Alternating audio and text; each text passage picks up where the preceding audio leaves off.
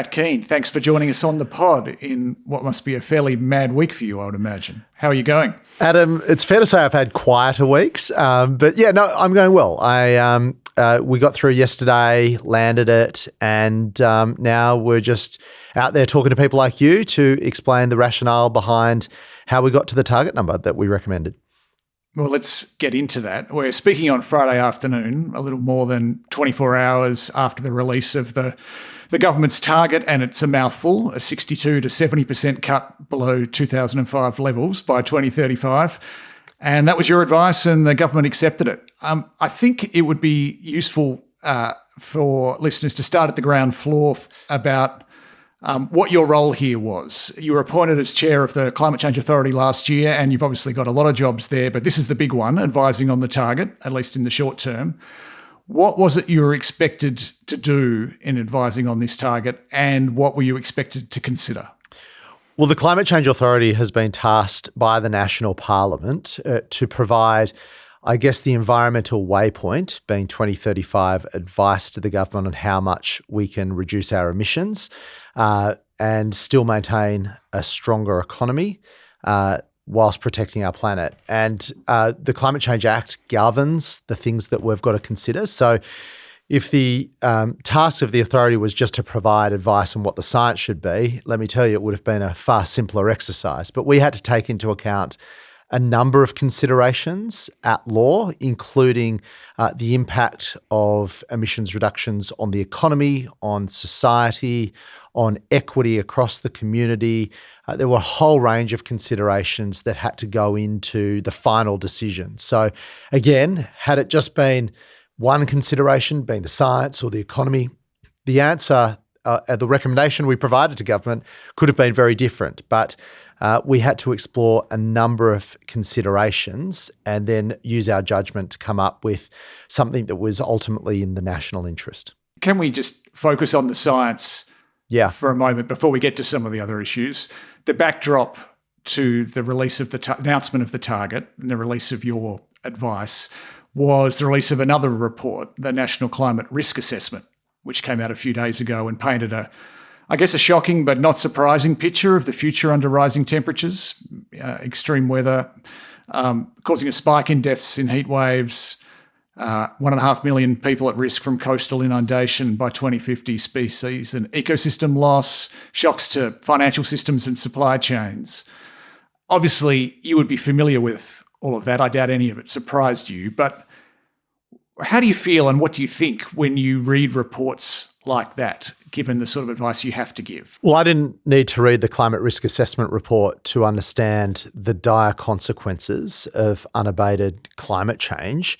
I saw that firsthand as the Treasurer of New South Wales, where I had to fund the most expensive natural disaster the state had ever seen, which was the Lismore floods. And that followed one of the most expensive bushfire events that we'd ever seen, being the Black Summer bushfires, which followed the worst drought the state had ever seen. So anyone saying that the cost of taking action on climate change is too high, well, let me tell you, the cost of taking no action on climate change is infinitely higher. And, whether it be seeing that through the climate risk assessment, seeing that through the finances of state and federal governments that are having to finance global warming and the consequences of it, let me say that was at the forefront of our thinking when we ultimately landed on a number to recommend to the government. It was one of the key considerations we made. It wasn't the only consideration we made. We also had to work out what is actually achievable given the technologies that we have available to us now, given the structure of our economy, how far and how fast could we go to actually get as close as possible to what's required to keep warming at 1.5 degrees. So, you've gone to this a bit, but there's been obviously a very strong campaign around a science-based target that is aligned with 1.5 degrees, Australia's role within heading to that, and it has really sort of coalesced around this 75% number. Some people are arguing for even higher. And 75% was in the initial range that the authority was consulting on from last year. That was 65 to 75%. So what do you say to people who say, unless it includes 75%, the possibility of stretching to that, it can't be aligned with the science? Well, the first thing I'd say is that there is a diversity of opinion even in the scientific community about the amount of burden sharing a country like Australia should be taking on, the differentiated responsibilities that different countries should take on when applying the world's remaining carbon budget.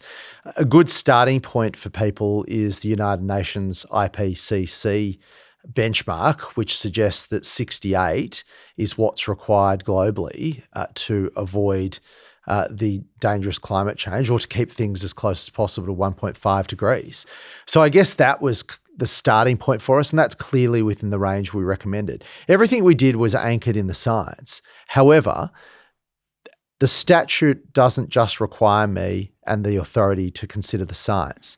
It also requires us at law to consider the impact on the economy, the impact on society more broadly, how it will affect First Nations people. There were a range of considerations that were required to take into account when providing that advice. Okay, so let's get into it's an incredibly complicated, simple question with a complicated answer, but how you got to 62 to 70 and why it is lower range than what the authority was consulting on from last year. What was discovered? What did the authority conclude from its work over the last 12 months or so, the modelling from CSIRO and other work that was done to get here? Well, maybe if I just walk your listeners through the process that we undertook as a body, the Climate Change Authority. So I guess there were three primary elements that went into the consideration of what the target should be. Firstly, the science. That was the first and foremost consideration. So everything was anchored in the science. And we have obviously an internal science team at the Climate Change Authority, but we did consult widely with some of the most respected minds in this space, whether it be Pep Canadell or whatnot. We spoke to a range of people to get their views on these matters. So everything started with the science. Then we were required to, we modelled what each decarbonisation pathway looks like for the broader Australian economy. And we commissioned the CSIRO to do that body of work. So what we did is we looked to see what a net zero by 2035 target would have on the economy, what effect that would have on the economy, a 2040 target, a 2045 target, and a 2050 target. And then for those scenarios, we looked at those decarbonisation pathways under two different scenarios, one being a 1.5 degree world and the other being a 2 degree world. And so I guess that provided us with the foundation of what's the cheapest pathways for us to decarbonise under those scenarios, and what are the macroeconomic impacts on the broader Australian economy under those scenarios. And the third, I think, point that you're getting to is the final piece of work, which is a bottom-up analysis. We essentially built a model from the ground up, putting in various assumptions to that model to see how far we could get with the technologies available to us right now and the policy settings that are achievable right now, how far we could get at 2035. And maybe just for the benefit of your listeners, that model included assumptions, for example, that we would deliver the electricity step change scenario when it comes to decarbonising the electricity system. And for those of you familiar with that body of work, the Integrated System Plan, you're looking at over 90% penetration of renewables into the system by 2035. And I'll put that in context. That would require the build out of about 84 gigawatts of additional new renewable capacity in the system by 2035. So that's in 10 years. Around 5,000 kilometres of transmission lines, for example. Now, these are not the policies that the government have necessarily signed up to take on, but they're certainly the assumptions that I think are achievable, that we've put into our machine, for want of a better term, or model, to see how far we could actually flex and go for 2035. So that's just one, electricity and energy. We've assumed a huge uptake of electric vehicles. So in terms of light passenger vehicles, we've assumed 85% of new car sales by 2035 will be electric. That's in the model. Can I just clarify on that? So that's 50% of new car sales across the decade are electric and 85% in 2035? That's correct. Right? Yeah. So, and these are indicative assumptions, but I had to be able to test them and then be able to stand up on your podcast and in the public domain and say, hand on heart, these things are achievable. Yes, they will be hard, but are they plausible? Well, absolutely. And in the case of electric vehicles, we know the vehicle manufacturers are largely moving towards producing electric vehicles. We know that other countries are doing this. Look at Norway. Last month, 98% of new car sales in Norway were electric. And then finally, we know the economic tailwinds are behind the transition to electric vehicles. We believe that the capital cost of an electric vehicle will be cheaper than the capital cost of an internal combustion engine vehicle by 2030. And that's before you take into account the huge savings over the total life of running those vehicles. So think about, you don't have to pay for petrol and things like that. So you'll be thousands and thousands of dollars better off by moving to an electric vehicle. So those economic tailwinds will speed up the transition and make it easier for that deep penetration of those technologies. So I'm just giving you a flavour of some of the thinking that we had in building a ground-up analysis to see how far that would get us. We went further. We assumed that the safeguard mechanism would continue past 2030 at the current ratchet rate of 5%. Seems a reasonable assumption, I would think. It's going to have to, isn't it? But it doesn't, and that's the point. So we've put in that it will continue to ratchet on our highest polluters past 2030. In addition to that, in the resources industry, we saw that a huge amount of emissions come from leakage, from whether it be coal mines or gas pipelines and things like that. So we've assumed that that industry does what it should do and cleans up the emissions that are leaking out of those processes. And they should be doing that anyway because it's an efficiency play for them. So we've put some bold assumptions into our model, and that got you to around about 60%. So that was a very sobering exercise because it really did show the challenge that we face in order to get to the low end of the target. Now, we didn't include things like hydrogen. We didn't include things like direct air capture or nascent technologies. We didn't assume that steel will be made through an electric arc furnace at BlueScope or Whyalla by 2035. Now, those things may be breakthroughs and there may be some big upsides in the model, but I think we've taken a pretty conservative approach, which has anchored it in something that is achievable and plausible, but still signals intent to where we need to be.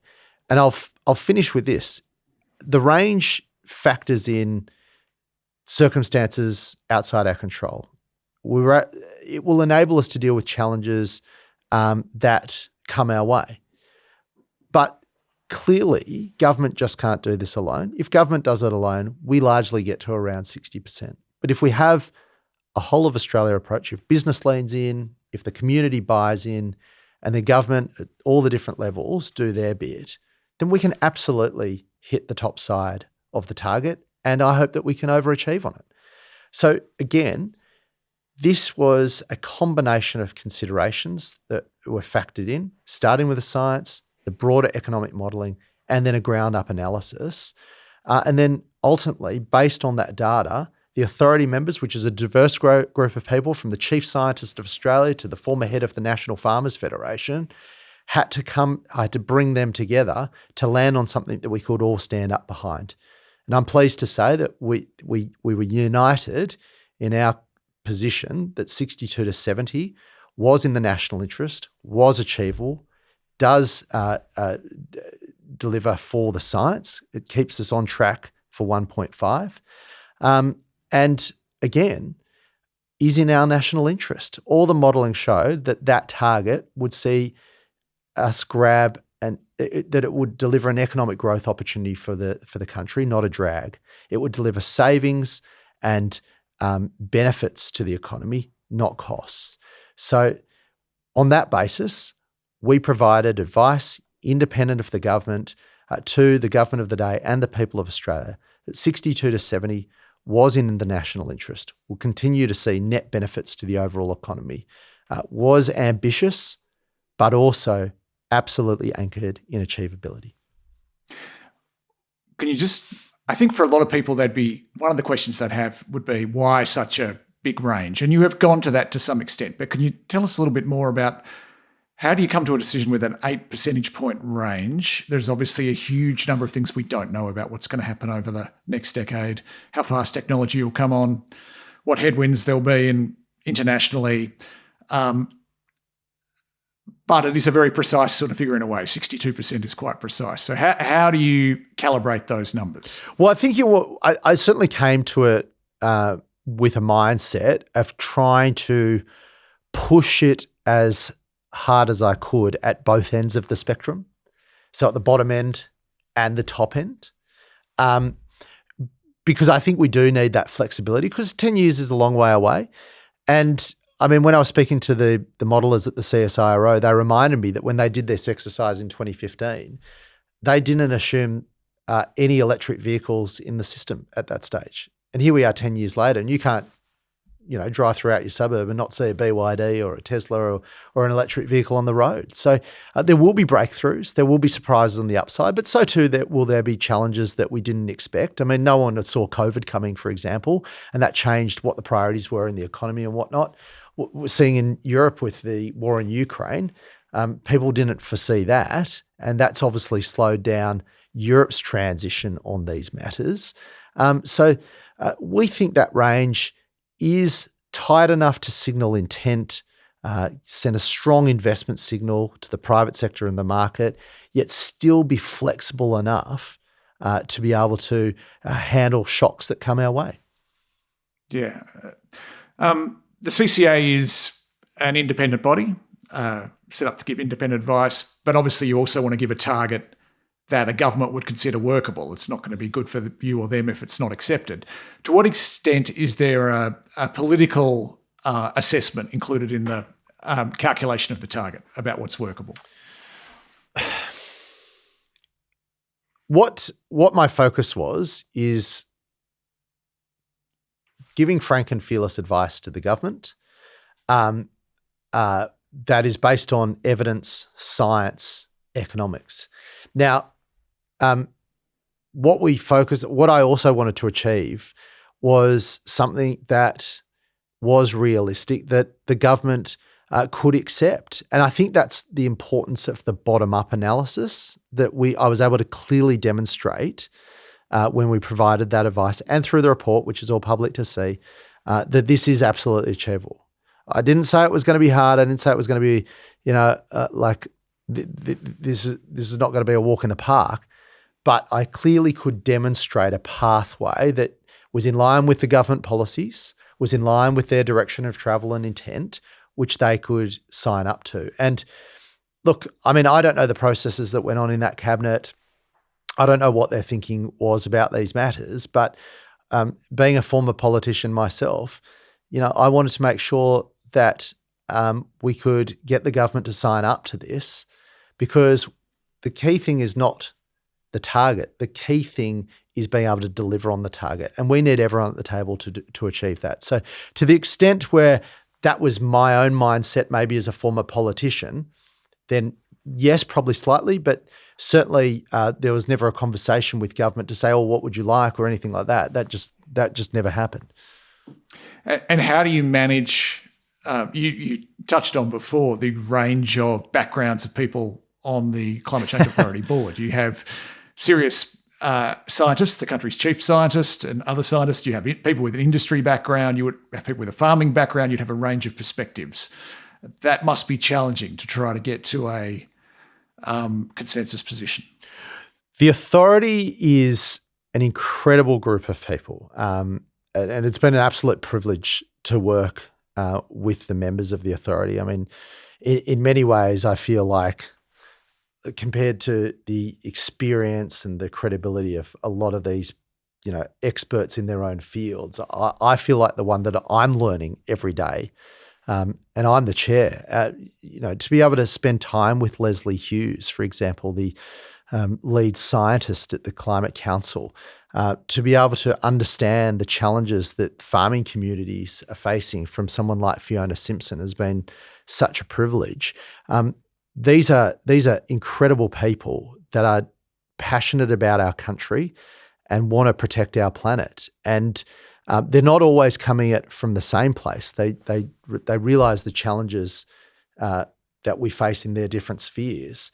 But trying to bring them together, there was always that will and that intent, and it was about finding that common ground. And I think that's what makes the recommendation we had even more durable, that we did get buy-in from everyone. Everyone was willing to find that common ground and a bit of compromise to act in the national interest. And I think that ultimately will see us now move forward in a step change way when it comes to tackling this issue. At 62 to 70%, it is a big step forward for climate action for our nation. And I think the reception I've seen in the last few days is that it has been broadly accepted by the community. I mean, the extreme right are out there criticising it, and then the extreme left are out there criticising it. And it seems to me that the mainstream of the community see that it is a giant leap forward. It's anchored in stuff that's achievable, and it appropriately sends us in the right direction to achieve what the science requires. One of the other things I understand you had to consider was what's happening internationally, and obviously this advice was initially expected earlier but was delayed in part, and I hope I'm getting this right, because you needed to assess what the ramifications for international developments were. Donald Trump's re-election for a second term is obviously a big one there. Looking out around internationally, it looks pretty grim. The world is moving, but it's fitfully and very different picture in different countries. To what extent does that feed into where you land, and how can you incorporate that into where you land as you cover up the numbers? Well, I mean, when Trump was elected, I certainly thought, I wonder what this means for our advice and whether it will be credible against that backdrop. When he repealed the IRA, it really made me think, well, we That's need the Inflation Reduction Act, which had from like hundreds of billions of dollars in support for renewable energy. When he flagged repealing the IRA, I thought that's going to have a material impact on our pathways and the technologies that we could rely on to get there. So I made the call with the authority that we would take extra time to consider the full global environment, and not just Trump, also what's happening in China. So we did a big body of work to understand the impact that would have on Australia and our pathways to decarbonisation. Interestingly, the result we got about the US's withdrawal from the Paris Agreement was that it actually may be a small net advantage for Australia. And only from the perspective of that capital that is now sort of fleeing America because there's not that investment certainty could be attracted to somewhere like Australia.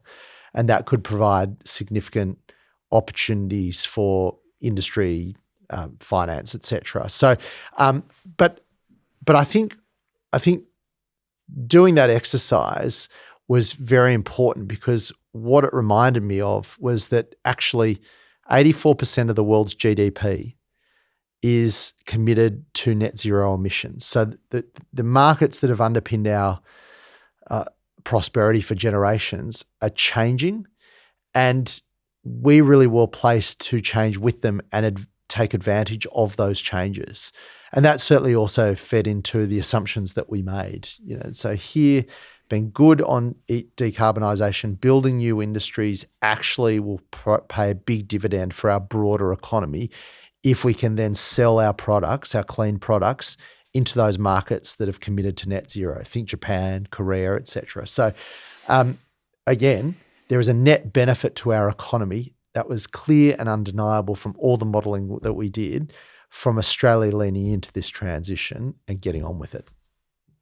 And you talked about exports. It's only, I guess, some of this debate it's related but also separate to some extent, where Australia's domestic target goes. But something that is said a lot is what Australia is doing domestically obviously matters, but in some ways it's perhaps not as important as what it does with its exports, given the scale of the emissions that result from the coal and gas that we sell overseas.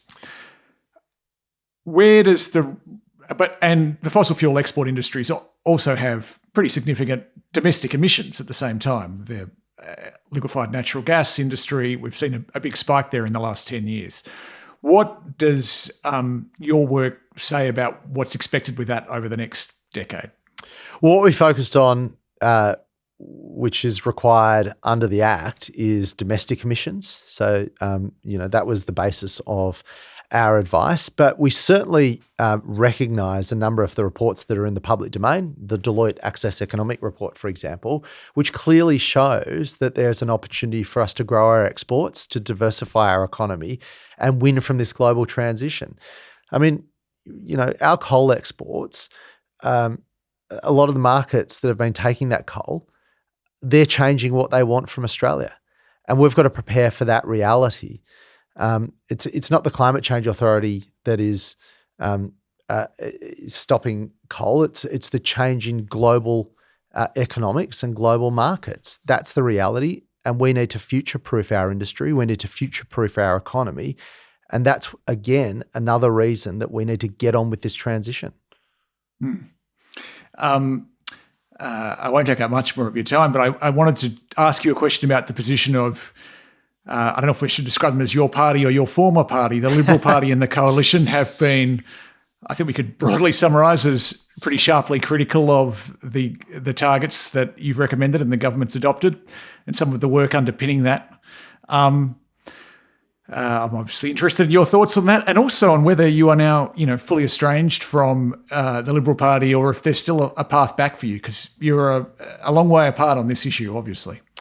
Well, I'm still a member of the Liberal Party. Obviously, it's no secret I was the deputy leader of the Liberal Party in New South Wales, and I, as the Energy Minister and Climate Minister, we legislated some of the most progressive climate and energy policies in the nation.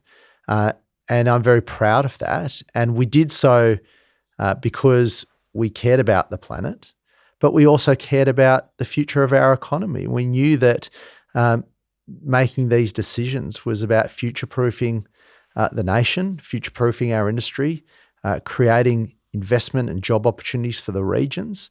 I mean, that ultimately is what was persuasive with my colleagues. So, look, I'm not going to comment on politics. I'm out of that game now. But as the independent chair of the Climate Authority, the advice I'd give to the coalition in Canberra is the same advice I've just given to the government and to the Australian people, and that is that taking action to reduce our emissions is in our national interest. There is just no doubt about it. All the modelling, both the Climate Authority did and we've seen in the public domain, clearly and undeniably says that this is an enormous economic growth opportunity for our nation, not a drag. It's the pathway to lower costs and savings for families and businesses, and not a burden. And we've got an opportunity to grow our industries, drive investment, create jobs, and underwrite a new era of economic prosperity for our nation. And in doing so, we can also leave a cleaner, safer, and better planet for future generations of Australians. And I can't think of anything more important, whether it be for Conservatives or progressives, and I would have thought that's something we should all be able to agree on. That seems like a really good place to end things, Matt. Appreciate you joining us in the pod cave across the country as we are, and all the best for what lies ahead. Thanks, Adam. Great to be with you. Cheers.